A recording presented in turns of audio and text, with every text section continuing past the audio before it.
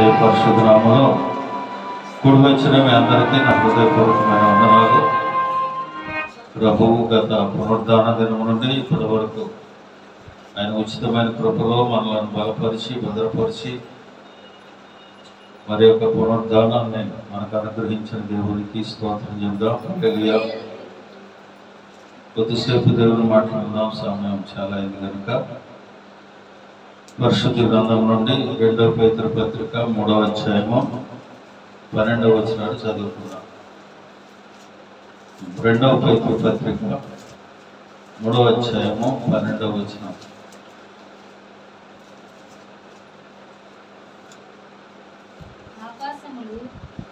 దేవుని దినము రాకడ కొరకు కనిపెట్టుకొనవచ్చు, దానిని ఆశతో అపేక్షించుచు మీరు పరిశుద్ధమైన ప్రవర్తనతోనూ భక్తితోనూ ఎంతో జాగ్రత్త గలవారై ఉండవలెను. అపోస్తలుడైన పేతురు గారు సంఘానికి తెలియజేస్తున్న మాట ఏమిటి అనంటే, దేవుని రాకడ కొరకు కనిపెట్టుచు దానిని ఆశతో అపేక్షించుచు మీరు పరిశుద్ధమైన ప్రవర్తనతోనూ భక్తితోనూ ఎంతో జాగ్రత్త గలవారై ఉండవలెనని సంఘానికి ఆయన హెచ్చరిక చేస్తూ ఉన్నాడు.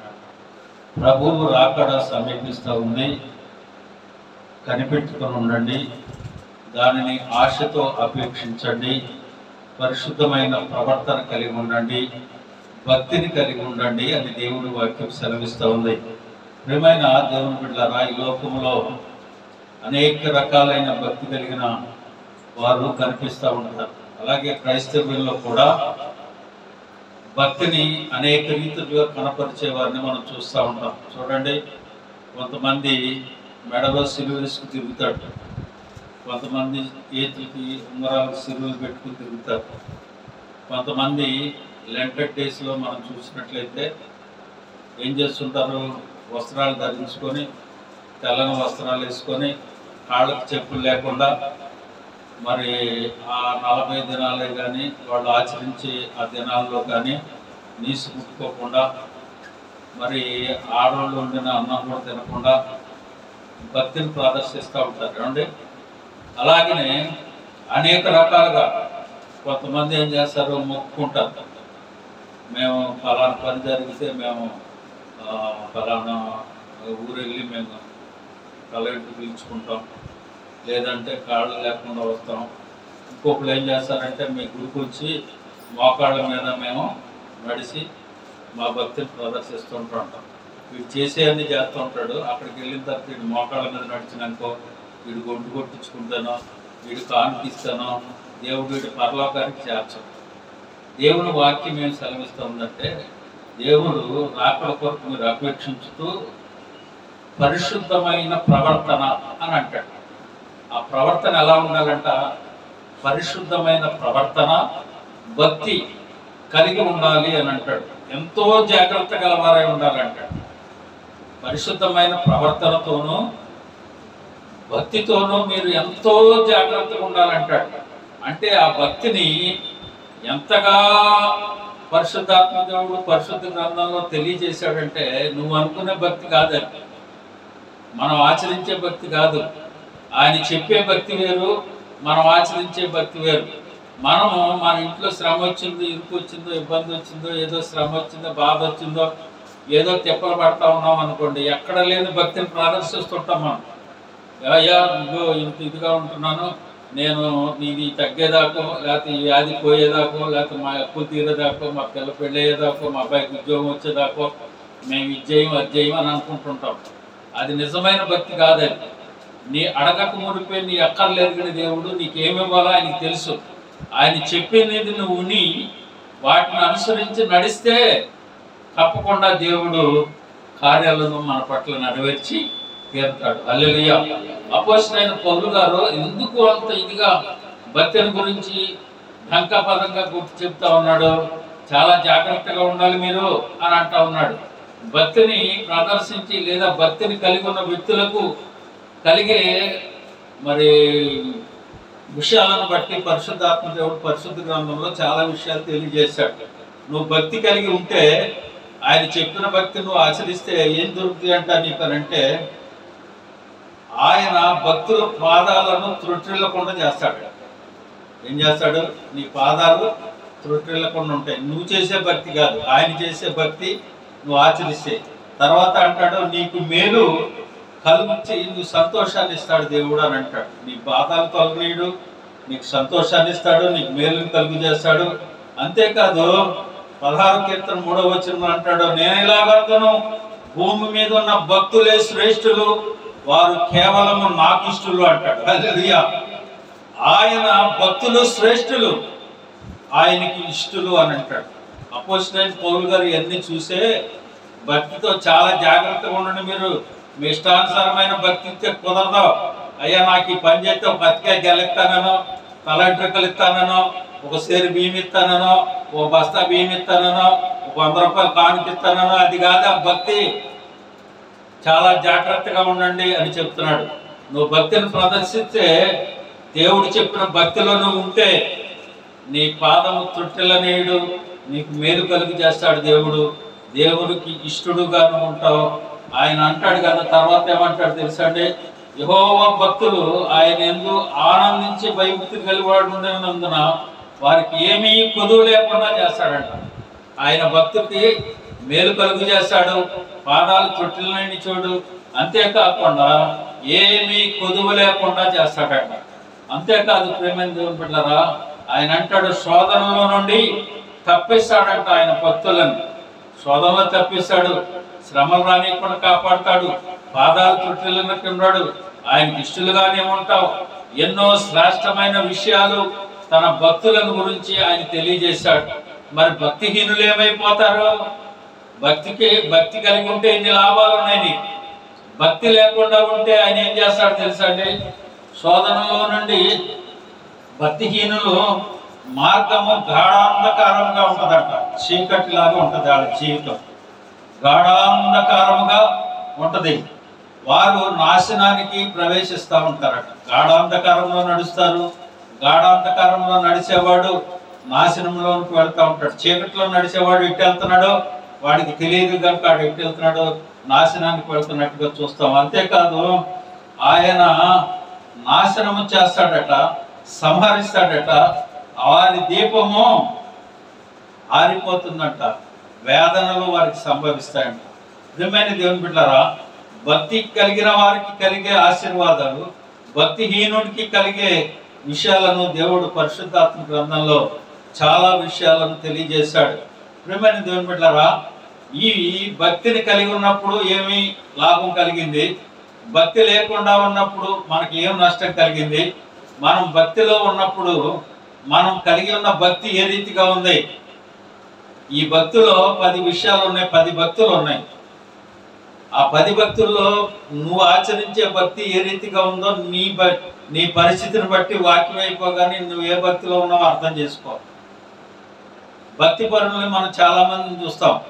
ఏబు గారిని చూస్తాం, నా భక్తిపరుడు, నీతిమంతుడు, యథార్థవంతుడు అని అంటాడు దేవుడు. అలాగే లూదియాని గురించి చెప్తాడు, భక్తి పరురాలైన లూదియా అని అంటాడు. తన ఇంటి వారితో కూడా భక్తిని కలిగి ఉంది. కొర్నేలి విషయంగా చెప్తాడు, భక్తిపరుడైన శతాధిపతి అయిన కొర్నేలి అని అంటాడు. అలాగే చాలా మంది భక్తులు దేవుని యందు భయభక్తులు కలిగి నడిచి వారు ఏ రీతిగా ఆశీర్వదించబడ్డారో మనం తెలుసుకున్నాం. వారు దేవుని వద్ద నుండి పొందుకున్న లాభాలు, దేవుని వద్ద నుండి పొందుకున్న ఆశీర్వాదాలు, దీవెనల గురించి మనకు తెలిసిన విషయమే. అయితే ప్రియమైన దేవుని బిడ్డలారా, ఈ ఉదయకాల సమయం మనం ధ్యానం చేసుకునే 10 భక్తుల విషయాల గురించి మనం ఒకసారి ధ్యానం చేసుకుందాం. మొదటిగా నేను చూసినట్లయితే చూడండి, 1 తిమోతి పత్రిక 4వ అధ్యాయము 7-8 వచనాలు మనం చూసినట్లయితే, అపవిత్రమైన ముసలమ్మ ముచ్చట్లను విసర్జించి దైవ భక్తి విషయంలో నీకు నీవే సాధకము చేసుకును. శరీర సంబంధమైన సాధకము కొంచెం మటుకే ప్రయోజనకరము గాని దైవ భక్తి ఇప్పటి జీవము విషయంలోను రాబోవు జీవము విషయంలోను వాగ్దానములతో కూడినదైనందున అది అన్ని విషయములలో ప్రయోజనకరము అని అంటాడు. హల్లెలూయా. నువ్వు ప్రదర్శించే దైవ భక్తి ఇప్పటి విషయములలో రాబోయే విషయంలో కూడా నీకు లాభసాధకం అని అంటాడు. నువ్వు ప్రదర్శించే దైవ భక్తి ఏది కావాలంటే ఆ దైవభక్తి కలిగి ఉన్నవాడు ఎలా ఉంటాడంటే చెప్పారా, అపవిత్రమైన ముసలను విసర్జించి అని అంటాడు. పరిశుద్ధ గ్రంథాన్ని చేత పట్టుకొని దైవ సన్నిధికి మనం వస్తాం. దేవుని మాటలు ఆదివారం మాత్రం వింటాం. తర్వాత మనం చేసేదాన్ని ముసలం ముచ్చట్లే, వాళ్ళతో సంభాషణ, వీళ్ళతో సంభాషణ. దేవుని విషయాల్లో అస్సలు టాపిక్కే రాదు అక్కడ. ఆయన వాక్యం చెప్తాడు, ఏమంటున్నాడు, అపవిత్రమైన ముసలమ్మ ముచ్చట్లను విసర్జించి దైవభక్తి విషయంలో నీకు నీవే సాధకము చేసుకోమని అంటాడు. దైవభక్తి విషయంలో ముసలమ్మ ముచ్చట్లు విడిచిపెట్టాలి. నువ్వు మాట్లాడే ప్రతి మాట దేవుని దై ఉండాలి. నువ్వు మాట్లాడే మాట ప్రతి మాట దేవుని సాక్ష్యమై ఉండాలి. దేవుడు నీ పట్ల, నీ కుటుంబం పట్ల చేసిన సాక్ష్యం విషయమై ఉండాలి. ప్రియమైన దేవుని బిడ్డలారా, దైవభక్తి కలిగిన వ్యక్తి ఆ రీతిగా ఉంటాడు. దైవభక్తి విషయంలో నీకు నీవే సాధకం చేసుకో, అది దైవభక్తి. ముసలను విసర్జించు అని అంటున్నాడు. మొదటిగా దైవభక్తిని గురించి తెలుసుకున్నాం. రెండోది చూడండి, ఎఫెసీ పత్రిక 4వ అధ్యాయం 24వ వచనంలో, నీతియు యథార్థమైన భక్తి గలవారై దేవుని పోలికగా సృజించబడిన నవీన స్వభావము ధరించుకొనవలెను. హల్లెలూయా. దైవభక్తి కలిగిన వ్యక్తి నవీన స్వభావం కలిగి ఉంటాడు, యథార్థమైన భక్తిని కలిగి ఉంటాడు. యథార్థమైన భక్తి, యథార్థత ఉంటది అందులో. నువ్వే పని చేసినా యథార్థమైన భక్తి కనిపించాలి, యథార్థత అక్కడ కనిపించాలి. దేవుని పట్ల యథార్థంగా నువ్వు జీవించాలి. అదే నిజమైన భక్తి, అదే యథార్థమైన భక్తి. కాకపోతే నువ్వేం చేస్తా ఉంటావంటే, యథార్థత మనలో ఎక్కడ వస్తుంది తెలుసండి. మనం ఏదన్నా ఒక పని చేసేటప్పుడు దేన్నైనా మనం అపేక్షిస్తుంటాం. నాకు తెలిసిన ఒక అతను ఒక చోటకి మేము వెళ్ళి ఒక పని మీద తీసుకొని వెళ్ళాడు. ఆయన తీసుకువెళ్ళిన తర్వాత ఆ పని చేయాలంటే దాదాపు 25,000 రూపాయలు ఖర్చు అవుతుంది. సరే ఇద్దరం కలిసి వెళ్ళాం. పని నా పక్కన వచ్చినట్టుంది. అక్కడికి వెళ్ళిన తర్వాత నా డబ్బులు 10,000 దాకా ఖర్చు అవుతాయి అన్న, ఏం చేయాలో తెలియట్లేదు అని అన్నాడు. సరే ప్రార్థన చేసుకెళ్దాం, ప్రభు ఏం చెప్తాడు చూద్దాం. అక్కడికి వెళ్ళాం. ప్రియమైన దేవుని బిడ్డలారా, అక్కడికి వెళ్ళి మాట్లాడిన తర్వాత తనకు లోన్ శాంక్షన్ చేయటం కోసంగా ఆ పని మీద అక్కడికి వెళ్ళాం. దేవుడు ఎంత అద్భుతమైన కార్యం అక్కడ చేశాడంటే, అంతా మాట్లాడాడు, ఇన్ని లక్షల లోన్ శాంక్షన్ చేస్తానన్నాడు, అంతా బాగుంది. సరే పర్సంటేజ్ ఎంత ఇమ్మంటారని అడిగాడు. ఆయన ట్రక్మని లేచి అంటున్నాడు, నేనేమన్నా డబ్బులు తీసుకున్న వాళ్ళ కనపడుతున్నానా? నేను యేసయ్యని నమ్ముకున్నా, యథార్థమైన భక్తి కలిగిన వ్యక్తిని నేను. హల్లెలూయా. యథార్థమైన భక్తిని కలిగిన వ్యక్తిని. గవర్నమెంట్ నాకు జీతం ఇస్తుంది, నువ్వు ఇచ్చేదండి. ఇంకోసారి కానీ నువ్వు ఆ మాట అంటే నీకు లోన్ క్యాన్సిల్ చేస్తానన్నాడు. హల్లెలూయా. 25,000 రూపాయలు అక్కడ అతనికి వస్తుంది. కానీ ఏమంటున్నాడు, నేను దేవుని యందు భయభక్తులు కలిగిన వ్యక్తిని, నీవు ఇచ్చేది నాకు తుచ్చమైంది, అది నా దేవుడు నాకు ఇస్తాడు, కానీ నేను మాత్రం దాన్ని ఆశించను అని అంటున్నాడు. హల్లెలూయా. నువ్వు చేసే ప్రతి పనిలో యథార్థత కనపడాలి. నువ్వు చేసే ప్రతి పనిలో యథార్థత కనపడాలి. ప్రియమైన దేవుని బిడ్డలారా, అదే ఆయన అంటాడు, యథార్థమైన భక్తి గలవారై దేవుని పోలికగా నవీన స్వభావాన్ని మీరు ధరించుకోండి. దేవుని నవీన స్వభావం, క్రీస్తు యేసు కలిగిన మనసు మీరు కలిగిన ఉండండి అని దేవుడు అపోస్తలుడైన పౌలు గారు చెప్తాడు. యథార్థమైన భక్తి కలిగిన వాడు దేవుని పోలి నడుస్తాడు. దైవభక్తి కలిగిన వాడు ముసలమ్మ ముచ్చట్లకు చోటు ఇవ్వడు.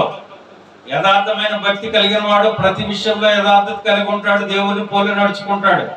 మూడవ వాడు చూడండి ఒకసారి, యాకోబు పత్రిక 1వ అధ్యాయం 27వ వచనమే, తండ్రి అయిన దేవుని ఎదుట పవిత్రమైన నిష్కలంకమైన భక్తి ఏదనగా దిక్కులేని పిల్లలను విధవరాళ్లను ఇబ్బందిలోనూ పరామర్శించుటయు ఇహలోక మాలిన్యము తనకంటకుండా కాపాడుకొనుటయే. హల్లెలూయా. పవిత్రమైనది నిష్కళంకమైన భక్తి కావాలంట. అర్థమవుతుందా మీకు? నువ్వు అర్థం చేసుకునే భక్తి, నువ్వు చేసే భక్తి ఏ రీతిగా ఉందో చూసుకోవాలి. ఇప్పుడు ఒకటి దైవ భక్తి చూసాం, ముసలమ్మ ముచ్చట్లు విసర్జించి దేవుణ్ణి వెంబడించమన్నాడు. పవిత్రమైన యథార్థమైన భక్తి అంటున్నాడు. దేవుని పోలి నడుచుకోమంటున్నాడు. ప్రతి విషయంలో యథార్థతను చూపమన్నాడు. ఇక్కడ ఏమంటున్నాడు? పవిత్రమైన భక్తి. భక్తిలో కూడా పవిత్రత ఉండాలి. పవిత్రమైన భక్తి, నిష్కళంకమైన భక్తి అని అంటున్నాడు.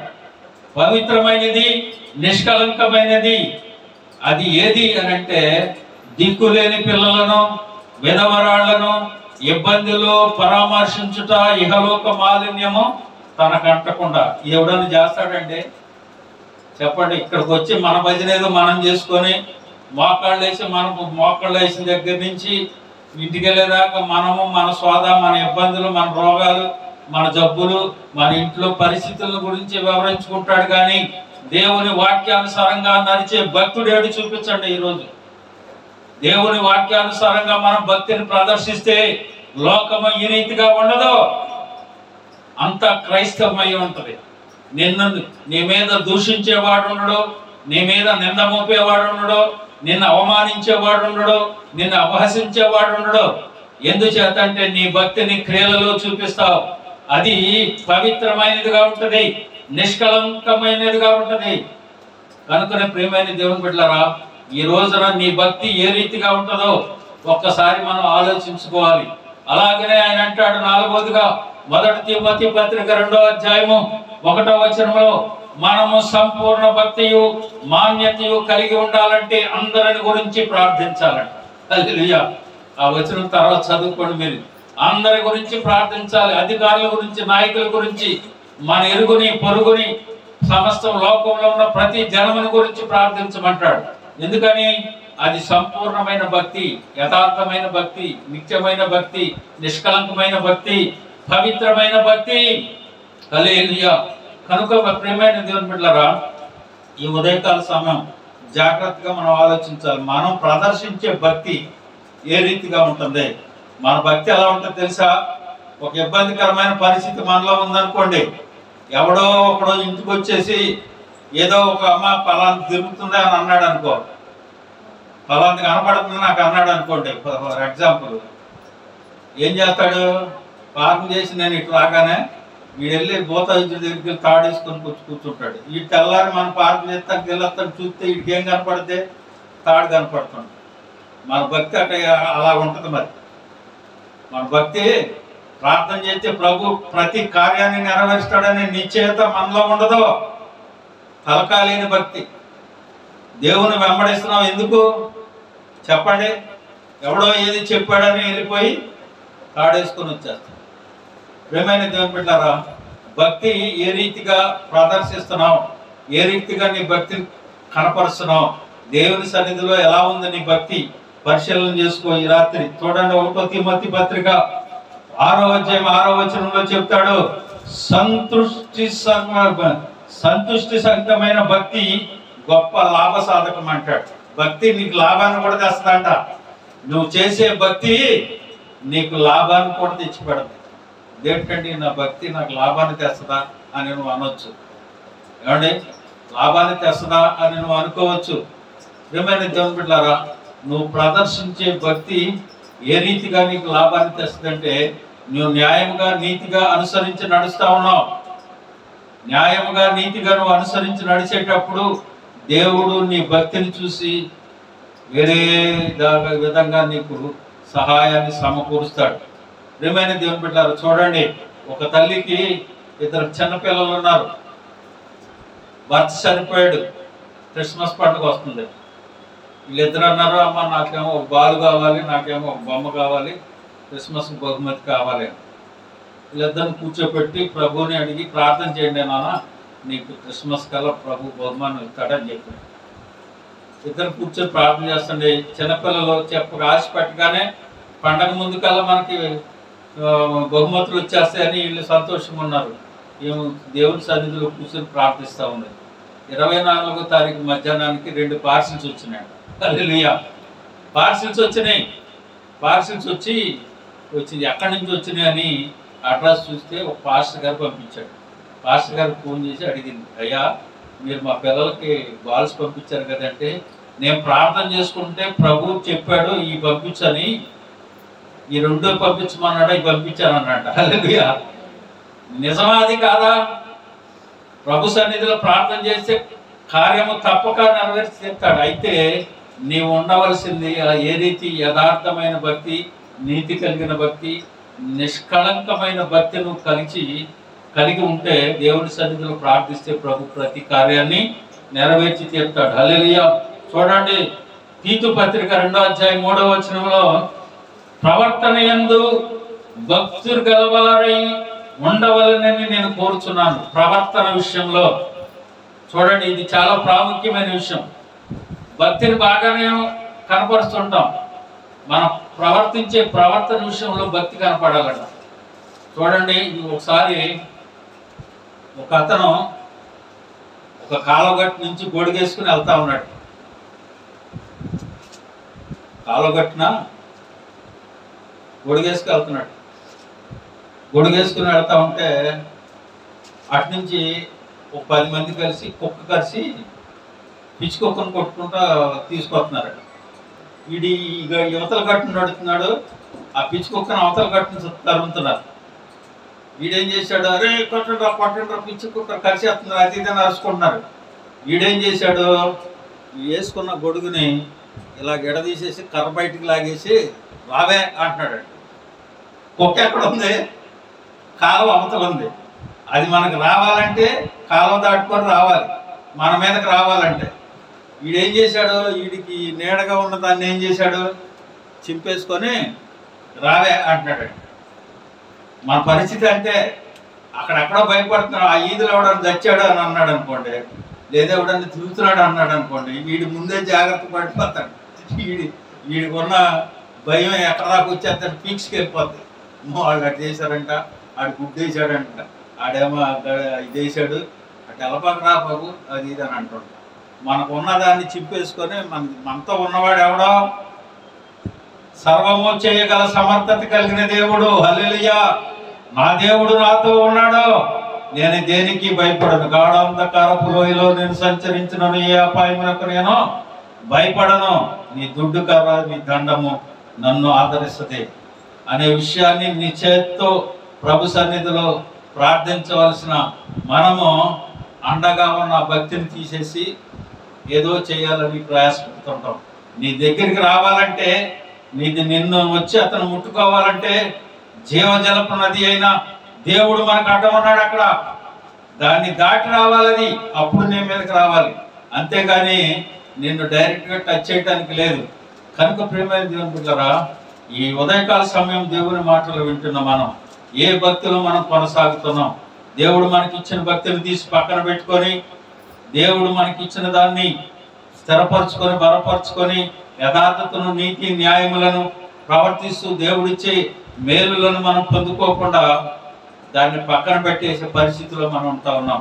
కనుకనే అపోస్తలుడైన పౌలు గారు అంటా ఉన్నాడు, అయ్యా ఏంటి నీ పరిస్థితి, ఎలా ఉండాలి, నీవు దేవుని రాకడకు చాలా సిద్ధపాటు కలిగి ఉండాలంటాడు.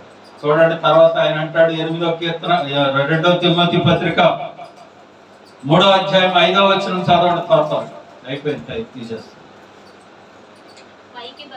పైకి భక్తి గల వారి వలె ఉండి దాని శక్తిని ఆశ్రయించిన వారే ఇందరూ ఇచ్చి వారికి విముఖుడై ఉండము. పైకి భక్తి గల వారి వలె ఉంటారో దాని శక్తిని ఆశ్రయించరు.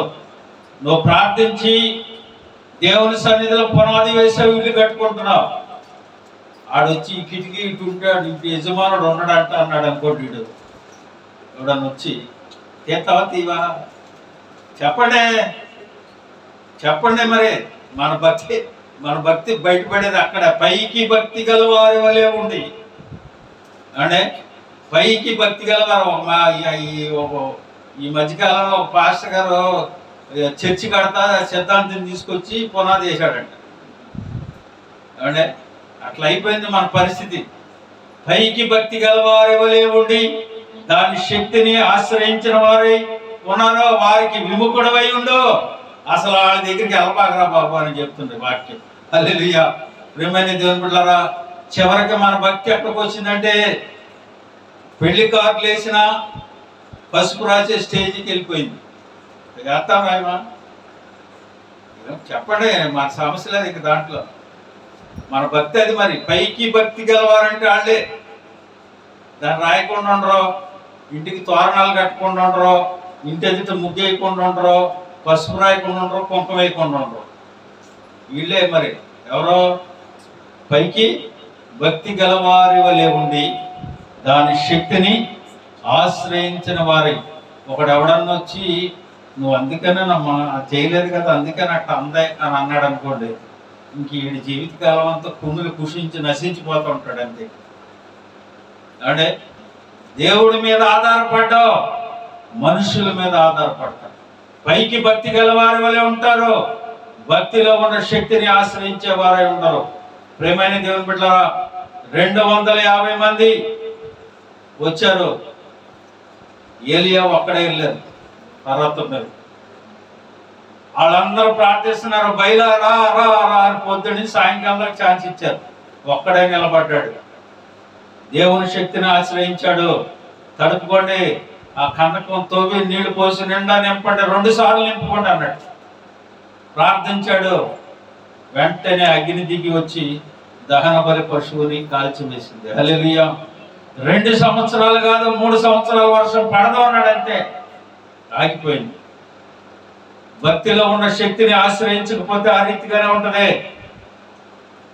మా దేవుడు మండుచూ ఉన్న ఈ అగ్నిగుండముల నుంచి తప్పించి రక్షించడానికి సమర్థుడు. ఒకవేళ తప్పించకపోయినా ప్రతిమకు మేము మొక్కం అన్నారు. అది భక్తి అంటే. హల్లెలూయా. అయ్యా మనం రక్షించినా రక్షించకపోయినా, మేము కాసినా కాపాడకపోయినా మా దేవుడు రక్షిస్తాడు. ఒకవేళ రక్షించకపోయినా మాత్రం ఆ పని చెయ్యం. అది మాత్రం మనం అనం. చవా కావాలి గోవా కావాలి, 2 పడవల మీద కాదు, అది తీసుకెళ్తాం, ఇది తీసుకెళ్తాం, రెండింటి మధ్యలో మనం మునిగిపోతుంటాం. పైకి భక్తి గలవారి వలె ఉండి దాని శక్తిని ఆశ్రయించలేని ప్రజలు. ప్రియమైన దేవుని బిడ్డలారా, అలాగన మనం ఉండవద్దని చెప్తుంది వాక్యం. చూడండి, యాకోబు పత్రిక 1వ అధ్యాయము 26వ వచనం తీసేయండి. ఇంకొక వాక్యం చూసి ముగించేస్తాం. యాకోబు పత్రిక 1వ అధ్యాయం 26వ వచనం, ఎవడైనను నోటికి కళ్ళెము పెట్టుకొనక తన హృదయమును మోసపరుచుకొనుచు భక్తి గలవాడనని అనుకొనినెడల వాని భక్తి వ్యర్థమే. ఎందుకంటే వ్యర్థమైన భక్తి. ఎందుకంటే భక్తిలో ఉన్న శక్తిని ఆశ్రయించలేని భక్తి వ్యర్థమైన భక్తి అంట. ఏది? ఎవడైతే నోటికి కళ్ళెం పెట్టుకొనక తన హృదయాన్ని మోసపరుచుకుంటాడో వాడి భక్తి వ్యర్థమేనంట. ఏమండి, నోటికి కళ్ళెం పెట్టుకోవాలి, ఏది బయట అది మాట్లాడటానికి వీల్లేదో. ప్రార్థనకు వచ్చి ఇప్పుడు దాకా కూర్చొని స్తోత్రాలు చేసి భజన చేసి అన్నీ అక్కడికి వెళ్ళిపోయిన తర్వాత మళ్ళీ ఏబిసిడీలు మాట్లాడితే కుదరదు. నీ భక్తి వ్యర్థమే. ఆయన జడ్ అన్నాడు అనుకోండి, అవుట్ మొత్తం కంప్లీట్. విమని దేవుని బిడ్డలారా, ఏమంటుంది? శక్తిని ఆశ్రయించలేని భక్తి, భక్తిలో ఉన్న శక్తిని ఆశ్రయించలేని భక్తి వ్యర్థమైన భక్తి. ఏ భక్తి ఉందో నీలో? వ్యర్థమైన భక్తి ఉంటే నువ్వు వెళ్ళవక. ప్రియమైన దేవుని బిడ్డలారా, చూడండి, ఆఖరిగా ఒక వచనాన్ని చూసి ముగించేసుకుందాం. 2వ పేతురు పత్రిక 5వ అధ్యాయం 5 నుంచి 8 ఆఖరిగా ముగించారు. ఆ హేతువు చేతనే మీ మట్టుకు మీరు పూర్ణ జాగ్రత్త గలవారై మీ విశ్వాసమందు సద్గుణమును, సద్గుణమునందు జ్ఞానమును, జ్ఞానమునందు ఆశా నిగ్రహమును, ఆశా నిగ్రహమునందు సహనమును, సహనమునందు భక్తిని, భక్తి యందు సహోదర ప్రేమను, సహోదర ప్రేమ యందు దయను అమర్చుకొనుడి. ఎన్ని చెప్తున్నాడు చూడండి. నీ భక్తిలో ఉండవలసింది ఏంటంట? విశ్వాసం ఉండాలి, సద్గుణం ఉండాలి, జ్ఞానం ఉండాలి, ఆశా నిగ్రహం ఉండాలి, సహనం ఉండాలి, ప్రేమ ఉండాలి. ఏమన్నాడు? సహోదర ప్రేమను అమర్చుకొనుడి అని అంటాడు. ఇన్ని కలిగి ఉంటే దేవుడు నీ యందు ఉంటాడు. నీ భక్తి నిజమైన భక్తిగా ఉంటది. లేదనుకోండి, మన భక్తి వ్యర్థమే. ఎన్ని భక్తులు చెప్పాను? దేవుని యందు భక్తి, యథార్థమైన భక్తి, పవిత్రమైన భక్తి, నిష్కళంకమైన భక్తి, సంపూర్ణమైన భక్తి, సంతుష్టికరమైన భక్తి, ప్రవర్తనలో భక్తి, ధైర్యం ఇచ్చే భక్తి, పైకి భక్తి గలవారి వలె ఉండి శక్తిని ఆశ్రయించలేని భక్తి, వ్యర్థమైన భక్తి. ఏ భక్తి మనం కలిగి ఉన్నామో ఒక్కసారి మనం ఆలోచన చేసుకోవాలి. మిమ్మల్ని దేవుని బిడ్డలారా, పరిశుద్ధ గ్రంథాన్ని తీసుకొని ప్రభు సన్నిధికి వచ్చిన మాత్రంలో ప్రభు రాకడలో మనం ఎత్తబడతామో లేదో ఆలోచన చేసుకోవాలి. ఏ భక్తి జీవితంలో నువ్వు కొనసాగుతున్నావో, ఏ భక్తి జీవితంలో నువ్వు కొనసాగుతూ ఉన్నావో, ఏ భక్తి జీవితంలో నువ్వు నడుస్తూ ఉన్నావో ఒక్కసారి ఆలోచించుకోనండి. ఈ భక్తి నువ్వు అనుసరించే భక్తి ఇహపరంగా పరపరంగా అది యథార్థమైనదిగా ఉండాలి, అది పవిత్రమైనదిగా ఉండాలి, అది సంపూర్ణమైన భక్తిగా ఉండాలి. దేవుడు రాకడలో మనం ఎత్తగలిగే శక్తి కలిగిన భక్తి మనం కలిగి ఉండాలి. హల్లెలూయా.